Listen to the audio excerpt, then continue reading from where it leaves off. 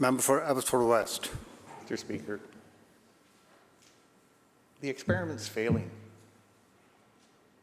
However genuine the intention and motivation may have been, the government's approach is condemning more people, more young people, to a life of dependency and a risk of death. And what else do we know? We know that instead of prioritizing treatment and recovery, the government decided to divert over $1 million to two organizations, the Drug Users Liberation Front, the Vancouver Area Network of Drug Users. The Liberation Front, apparently, took that money and it enabled them to buy heroin, cocaine, methamphetamines from organized crime on the dark web.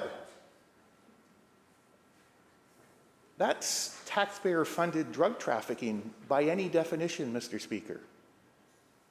Will the Premier, confronted by this evidence, immediately order a full forensic audit of every penny that went to those organizations? Minister. Thanks very much, Honourable Speaker. And I just want to reiterate the pain that communities are in as they watch, as people watch hundreds of their friends and community members impacted and die as a result of a volatile, unrelenting, toxic drug crisis that poses one of the most wicked problems for our healthcare system. And I have seen doctors and nurses and outreach workers put so much into trying to find innovative ways to make sure that they can reach out to people and connect them to the care and treatment that they need. And I will say that I think we all know that peer organizations are an important part of the continuum of services that we provide. And having said that, of course, we absolutely expect that government's partners act in a lawful manner, and so the contract between Vancouver Coastal Health and the organization the member is referring to has been terminated. Member supplemental.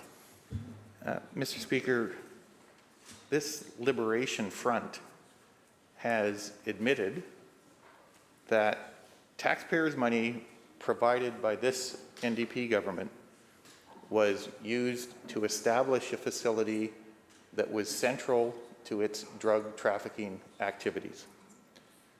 They could then divert other funds to acquire cryptocurrency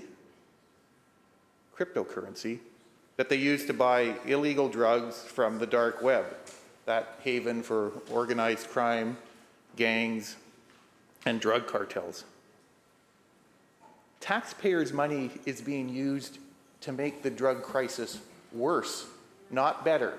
I'll ask again, confronted by the evidence, apparently the decision to shut it down, will the Minister and the Premier commit to a full audit to determine what exactly these public funds were used for? Hear, hear.